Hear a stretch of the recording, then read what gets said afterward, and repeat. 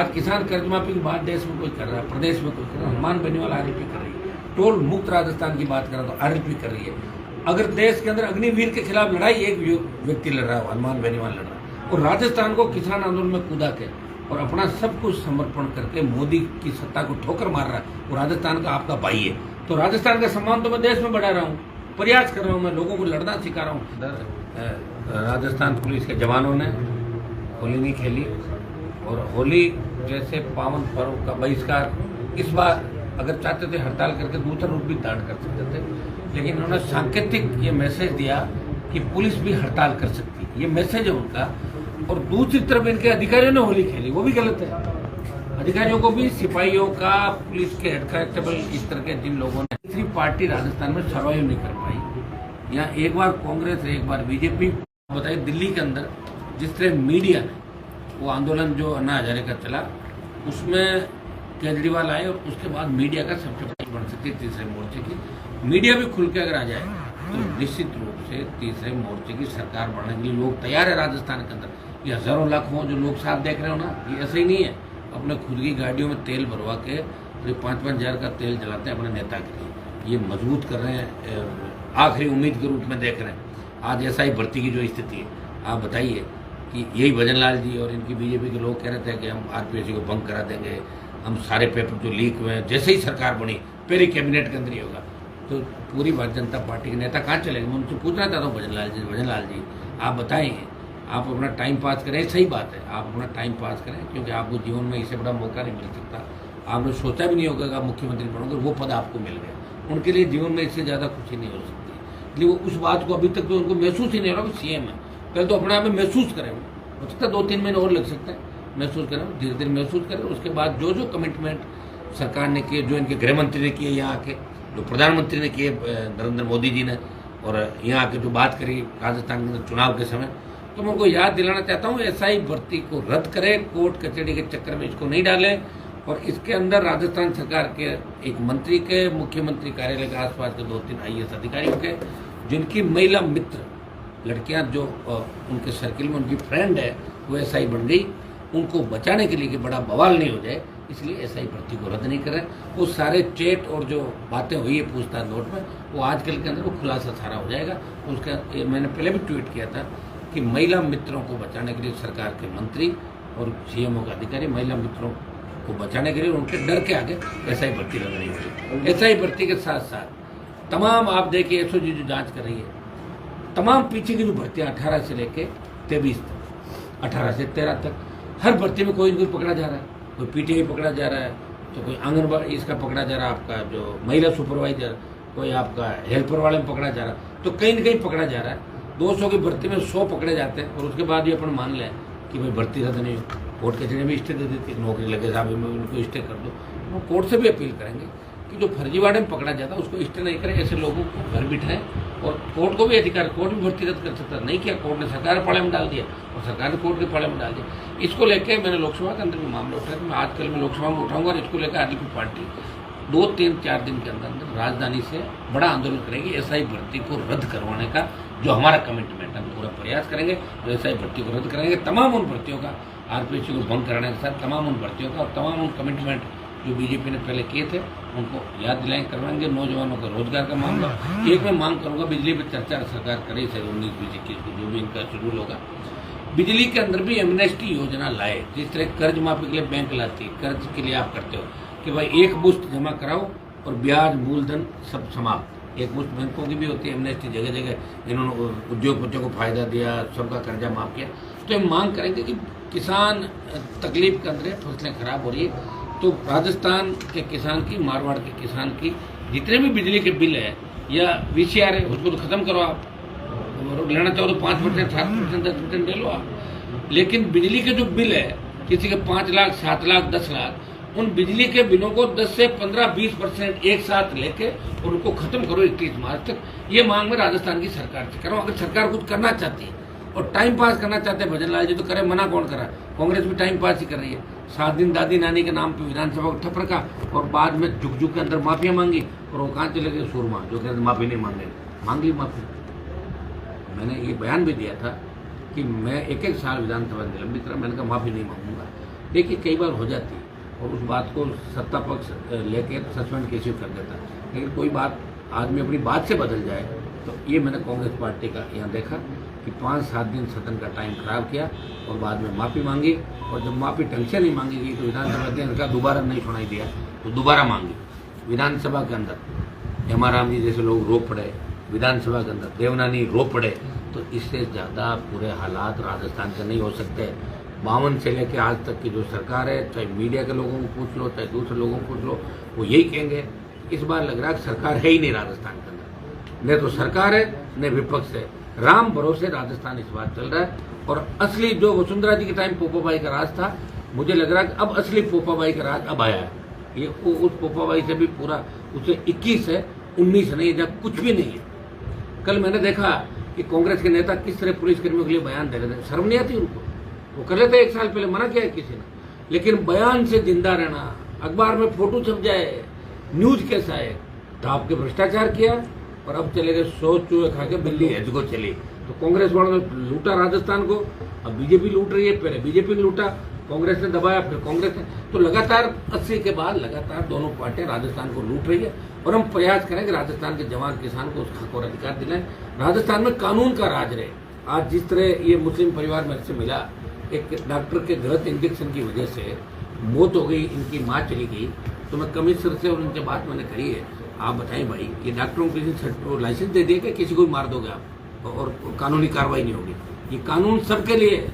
जब एमपी, मुख्यमंत्री, एमएलए गिरफ्तार होते डॉक्टर भी गिरफ्तार होंगे। हाँ ये सही बात है, हड़ताल करके इकट्ठे हो जाते हैं तो दूसरे लोग भी हड़ताल करेंगे इस मामले में। डॉक्टरों की वाजिब हड़ताल का हमने पक्ष लिया, वकीलों की वाजिब हड़ताल का पक्ष लिया, लेकिन गलत तरीके से कोई ये कहता है कि मैं तो मारूंगा और उसके बाद हड़ताल में बैठ जाऊंगा, ये चीज़ कतई राजस्थान में बर्दाश्त नहीं होगी। और मैं इस परिवार की मदद करूंगा, आवश्यकता पड़ी तो इसके साथ हमें बैठना पड़ा तो बैठेंगे।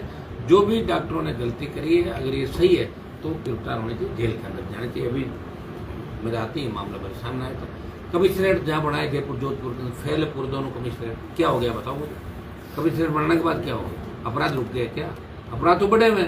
सीबीआई आपको जोधपुर में आ ही रही है, बताओ। भौंगरी के बाद से लगातार सीबीआई ने तो जोधपुर का एक तरीके से अपना घर ही बना लिया। लगातार हर मामला आता है सीबीआई में जाता है, सर्किट हाउस सीबीआई के लिए बुक होता है। अब आपके दोनों लवली कंडारा और अनिता जाट हत्याकांड को लेकर सीबीआई आ रही है। ये हमारा ही संघर्ष था कि सीबीआई आई और वो लोग जो इसके अंदर दोषी उस इलाकों के पीछे। अविनाश गहलोत का एक वीडियो वायरल हुआ है, होली पर पुलिस अधिकारियों का ट्रैक्टर का और बजरी खनन करने वालों के तालाब में।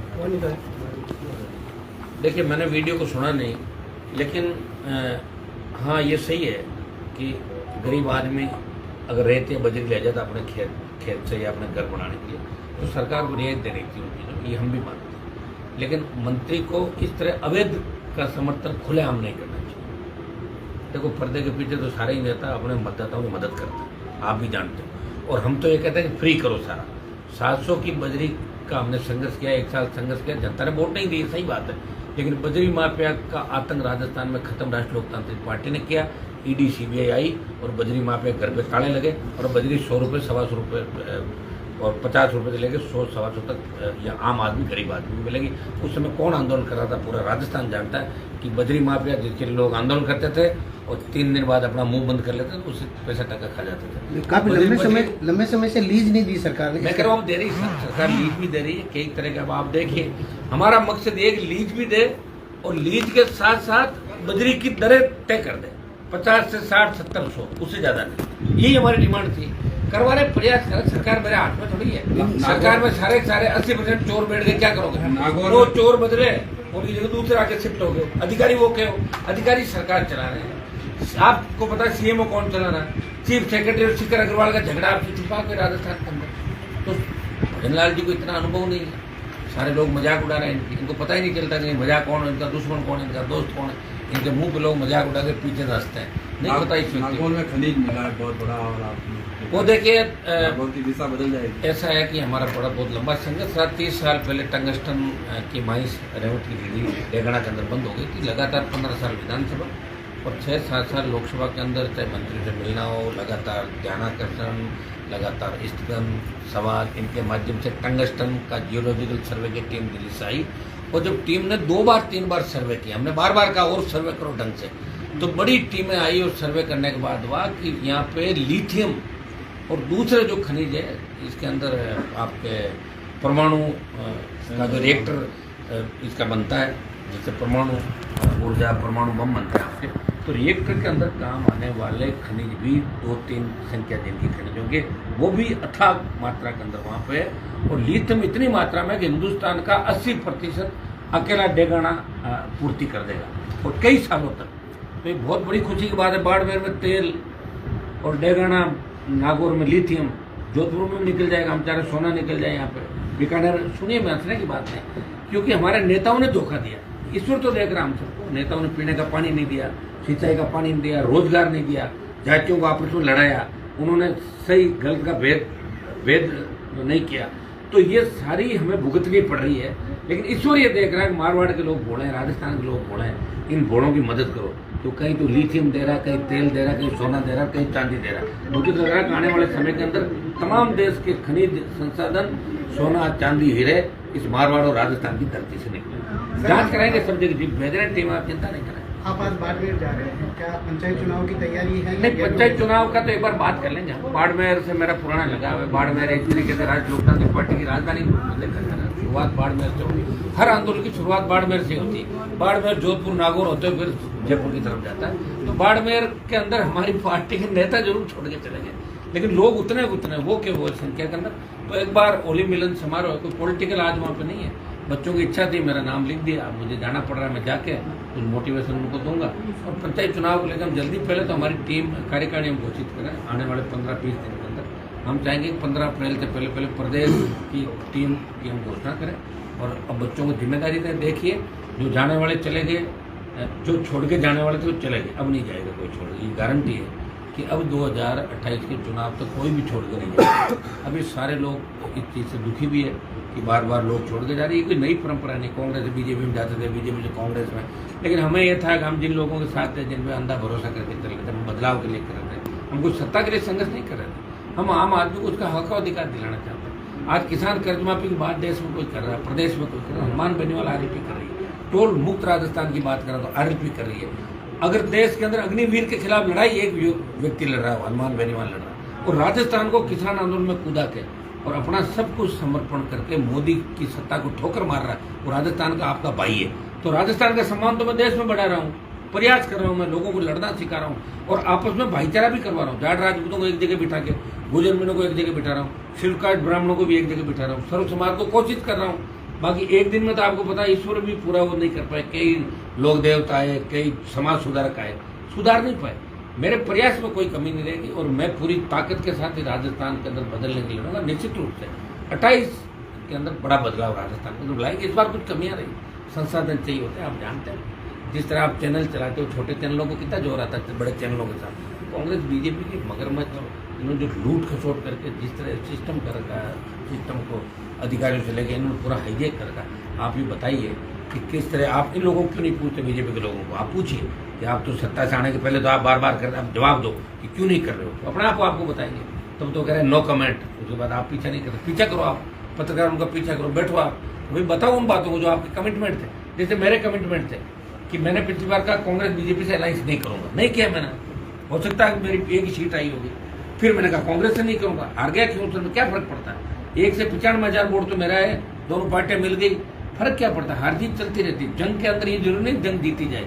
जंग लड़ी कैसे, जंग बड़ी मजबूती से लड़ी। तो जंग मजबूती से लड़ी और इसका परिणाम इस देश के अंदर आएगा। निश्चित रूप से अग्निवीर को लेकर बड़े आंदोलन की शुरुआत में कर रहा हूँ और किसानों के आंदोलन का नेतृत्व पंजाब ने किया और जवानों के आंदोलन का नेतृत्व राजस्थान करेगा और अग्निवीर हम वापस करवा के मोदी अमित शाह से करवा के दम लेंगे।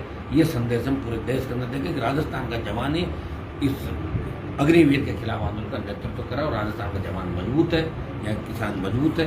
ये संदेश हमें राजस्थान के अंदर देना। किरोड़ी मीणा जी को सर क्या कहेंगे? और डॉक्टर साहब मेरे साथ संघर्ष करते लंबे समय तक। मैंने तो उनको उस समय भी कहा मत जाओ आप, वो बीजेपी के लोगों के चक्कर के अंदर आके चले गए थे। अब उनकी नेचर है डॉक्टर साहब की, वो लड़े बिना रह नहीं सकते, जिस तरह मेरी नेचर है। मेरे को कहीं सरकार में बिठा दो, जब लड़ूंगा तो पक्का सरकार में बिठा दो। मैं जब तक मेरे मन की नहीं होगी तो मैं लड़ लूंगा और मन की जब भी होती है जब पूरी सरकार आती है।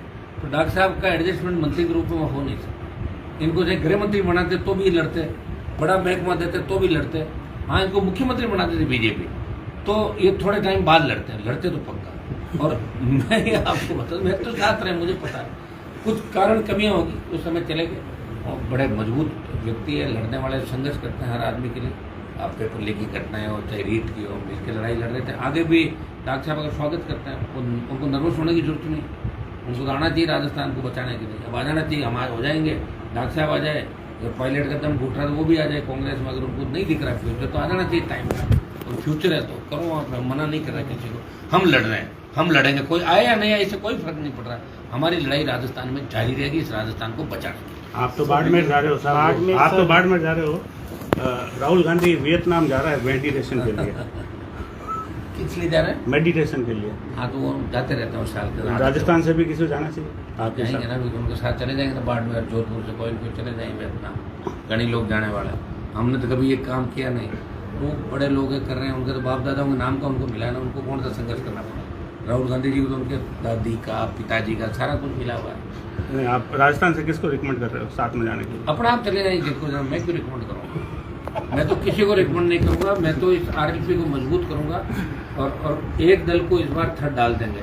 हमारी कुछ कमी आ रही है, हमें खुद को पता क्या रही क्या नहीं। सबसे बड़ी कमी संसाधन की होती है। इस बार अपील करेंगे लोगों से कि सब लोग जुड़ो, राजस्थान को बदले। निश्चित रूप से राजस्थान में देश का, इस बार राजस्थान में नजर है देश की कि राजस्थान में बदलाव होना चाहिए। चुनाव राजस्थान में सबसे पहले, हरियाणा का चुनाव बाद में, दिल्ली का भी बाद में होगा, और राजस्थान के चुनाव पे पूरा देश करेगा कि राजस्थान पे हमें फतेह हासिल करनी, राजस्थान की सत्ता में कब्जा करना।